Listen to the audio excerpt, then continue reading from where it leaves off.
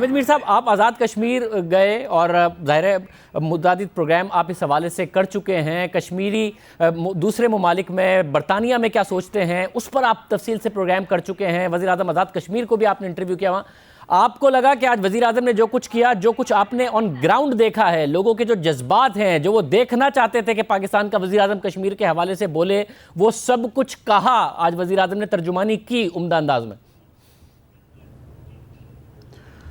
دیکھیے شاہزیب صاحب، یہ جو 19 ستمبر کو پاکستان یونائٹڈ نیشنز کی جو ہیومن رائٹس کونسل ہے اس میں قرارداد موو نہیں کر سکا تھا، تو اس کی وجہ سے بہت سے جو کشمیری رہنما ہیں ان میں مایوسی پائی جاتی تھی. لیکن آج جو عمران خان صاحب نے UN جنرل اسمبلی میں تقریر کی ہے تو میرے خیال سے انہوں نے کشمیریوں کے جذبات کی بھرپور انداز میں ترجمانی کی ہے. صرف انہوں نے کشمیریوں کی ترجمانی نہیں کی بلکہ جو انہوں نے اسلاموفوبیا کے بارے میں بات کی ہے، تو میرا خیال ہے کہ انہوں نے دنیا بھر کے مسلمانوں کی اس میں ترجمانی کی ہے. اور کشمیر کے مسئلے پہ وہ جو کچھ کہہ سکتے تھے انہوں نے کہا ہے.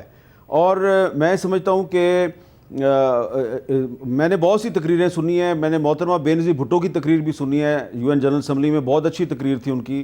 نواز شریف صاحب نے جو 2016 میں تقریر کی تھی وہ بھی بہت اچھی تھی، اس میں انہوں نے برہان وانی کا ذکر کیا تھا. لیکن آج عمران خان صاحب جو ہیں وہ ذوالفقار علی بھٹو کے بعد دوسرے لیڈر ہیں جنہوں نے براہ راست جو انڈین لیڈرشپ ہے اس کو اٹیک کیا ہے.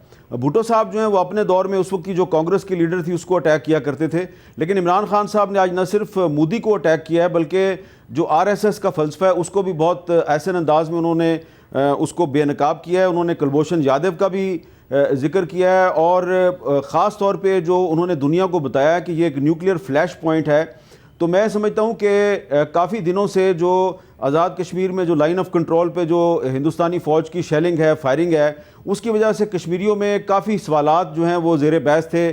بہت سے کشمیری مایوس بھی تھے. لیکن یہ جو آج عمران خان صاحب نے تقریر کیا، خاص طور پہ جو 4 پوائنٹس میں سے ان کے 2 پوائنٹس تھے اسلاموفوبیا پہ اور کشمیر پہ، انہوں نے بہت تفصیل سے بات کیا ہے اور یونائٹڈ نیشنز کی جنرل اسمبلی میں کھڑے ہو کے ان کو یہ احساس دلایا ہے کہ 1 لاکھ کشمیری شہید ہو چکے ہیں، 13,000 کشمیری خواتین کی عصمت دری ہو چکی ہے. تو اس میں آپ کو خاموش نہیں رہنا چاہیے. اور اس میں جو انہوں نے جو انڈیا کی ایک بڑی مارکیٹ ہے اس کی وجہ سے بہت سے لوگوں کا بزنس انٹرسٹ ہے، تجارتی مفادات ہیں، وہ انسانی حقوق کی خلاف ورزیوں پہ بولتے نہیں ہیں، تو ان کو بھی انہوں نے ان کے بھی ضمیر کو جگانے کی کوشش کی ہے. تو میرے خیال سے عمران خان صاحب نے جو آج کی تقریر کی 4 پوائنٹس تھے اس میں، تو جو 2 پوائنٹس تھے اسلاموفوبیا اور جو کشمیر کے مسئلے پہ، میرا خیال ہے کہ انہوں نے صرف کشمیریوں کے جذبات کی ترجمانی نہیں کی بلکہ پورے پاکستان بلکہ پوری دنیا کے مسلمانوں کے جذبات کی ترجمانی کی ہے.